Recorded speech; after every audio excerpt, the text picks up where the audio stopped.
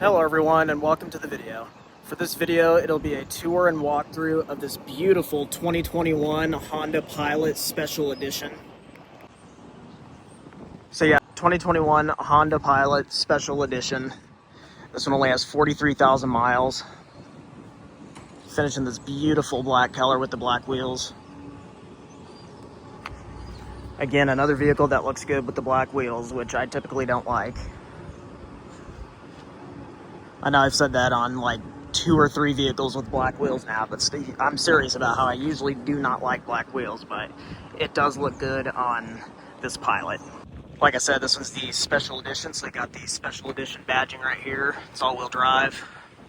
This thing looks like it's brand new. They did discontinue this generation after the 2022 model year. This is the 3rd or 4th generation, which came out for the 2016 model year and was in production from 2016 to 2022. In my opinion, this generation was a major step up from the previous generation. I remember when it came out. It aged really well. Definitely ahead of its time when it came out. And I just love how it looks more sporty. Here's the window sticker right here. It actually has about 500 miles more than what it says on the window sticker, but that happens. Here's the key fob for the Pilot, just your typical Honda key. This one does have the black interior, and the seat is set to this position, which is like almost all the way forward, so we'll have to move that back. But when you open the door, you can have it set to whatever setting you want it to be set at. And whoever had this before sat very close to the steering wheel, even closer than I normally sit, which is very close, almost all the way up. I know the sun's kind of glary. But yeah, super nice interior. Looks brand spanking new in here. We'll go and fire it up.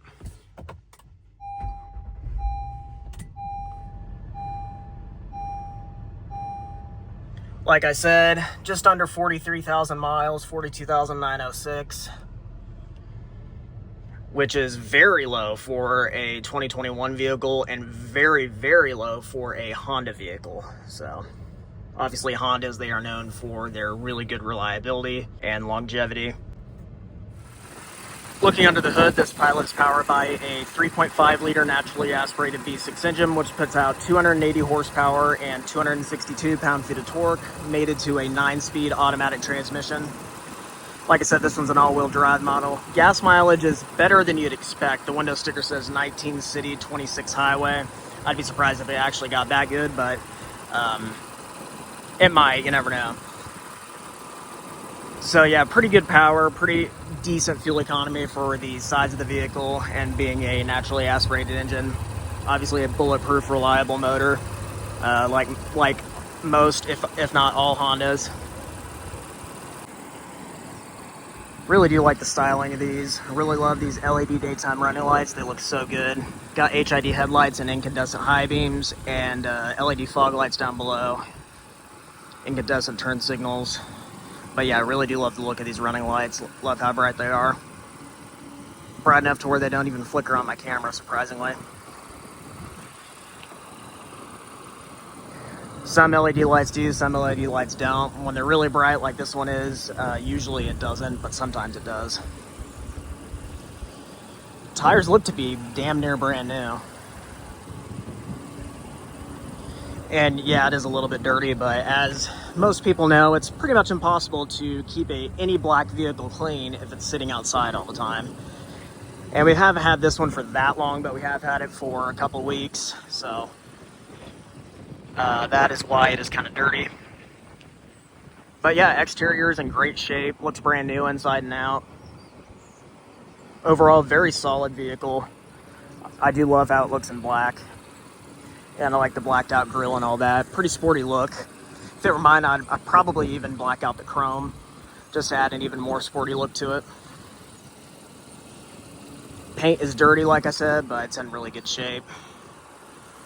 This thing was well taken care of, but it does only have 43,000 miles too, and only about 5 years old, almost. And as you can see, this vehicle is for sale at Luxury and Imports in Hutchinson, Kansas. All their information is always down in the description below. Looking inside, like I said, looks brand new in here, literally mint condition. Looking at the door panel, automatic up and down on the front 2 window switches. The back 2 are not auto at all, unfortunately. Really nice, high quality material. You do have 2-person memory seats, which is nice. Hatch release and fuel cap release. A little bit of storage here and there. Very comfortable seats too. That I've been in like one other Pilot of this generation, and the first thing I notice when I get in them is how comfortable the seats are. Looking over here, lane departure alert on and off, collision alert on and off, traction control off, mirror adjuster. It does have paddle shifters too, which is kind of surprising. I like that. They feel good when you click them too. Now looking at the gauge cluster, you do have a pretty much all digital gauge cluster center display. The coolant temperature and the fuel gauge is analog. This is the home page. You can look at all your trip settings.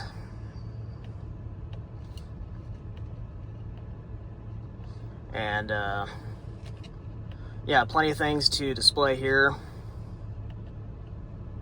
And you do have your all-wheel drive torque information, which is kind of cool.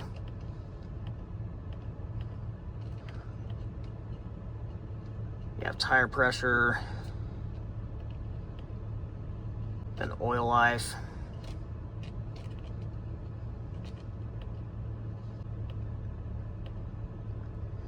And it looks like it does have Android Auto and CarPlay. So yeah, plenty of things to display there.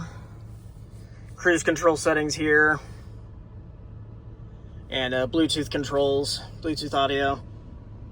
Heated seats on both the front 2 seats. Unfortunately, no ventilated seats. You do have a pretty decent size infotainment system. Graphics still look good. Like I said, Android Auto, Apple CarPlay. And your trip computer here. And it looks like it's different on the screen than it is in the gauge cluster, which is kind of interesting. But yeah, plenty of things to look through here.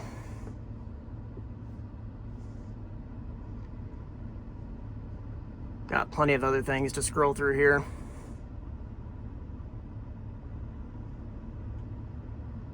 You do have the typical Honda gear shift setup here. Putting it reverse, you just pull that. And you got a really nice backup camera. It's really good quality. And you can change the display here on it. No 360 view cam, which is kind of surprising. Then all you gotta do is put it back in park by pressing that button. Then right here, just a tiny little compartment there. And you do have your climate control up here. Tri-zone automatic climate control. You can control the rear climate up here as well. Very nice high quality materials in here. Got garage home link up there and a sunroof. 12 volt power outlet and a USB port. And 2 really good sized cup holders. I like that. Opening up your center console at a good size. You do have a 12 volt power outlet, auxiliary port, and a USB port. So yeah, really nice size console, that's nice. And yeah, overall, really solid interior. It looks new in here. And yeah, really solid SUV. And I forgot to point out that you do have a wireless phone charger right there, if you just set your phone on it. Looking at the back seat here, I am getting in on this side so the sun isn't so glary. It does have a 3rd row seat as well. And yeah, overall, really nice SUV. 2 cup holders there, some door storage, and a sunshade. And yeah, looking at the rear seat here, plenty of space back here, plenty of good legroom and footroom. This seat is slid pretty far back. And yeah, overall, really nice layout, really nice interior.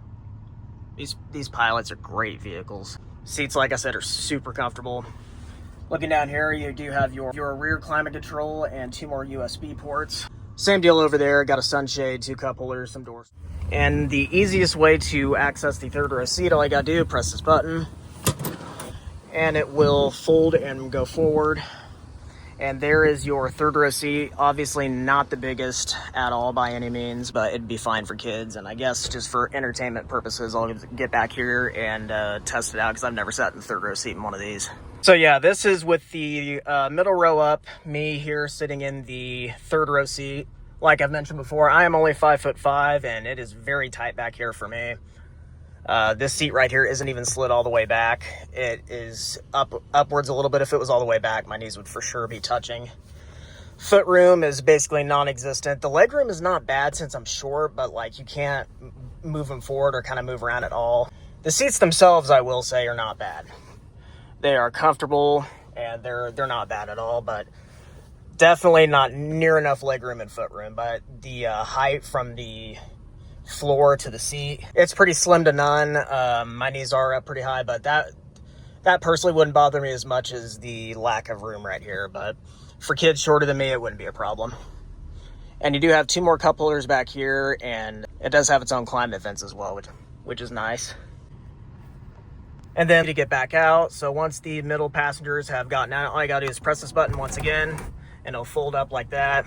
Super easy.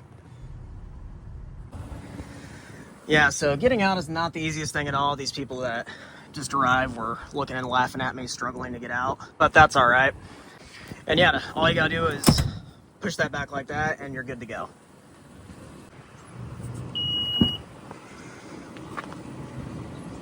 Then we'll go and look back here after opening up the rear hatch. Oh, yeah, so like I mentioned earlier, it has rained recently, so that's where that water is coming from. Luckily, it did not drip inside. So with the wind is making it drip inside now, so that's lovely. Anyway, with the third row seats folded up, there's not a ton of room behind the third row seats, which was not really expected, but if you have one of these, I'm sure that you would only need the third row seats for kids or whatever. So if you fold them down, which we will do now, maybe. Kind of difficult with one hand. Whoops. Come on. There we go. So yeah, after you fold them down, you got more than enough room back here. You do have more than enough room with these third row seats folded down, which I would assume that majority of the people that have one of these will have them down most of the time. And some more storage back here, another 12-volt power outlet, which is nice. So not bad at all.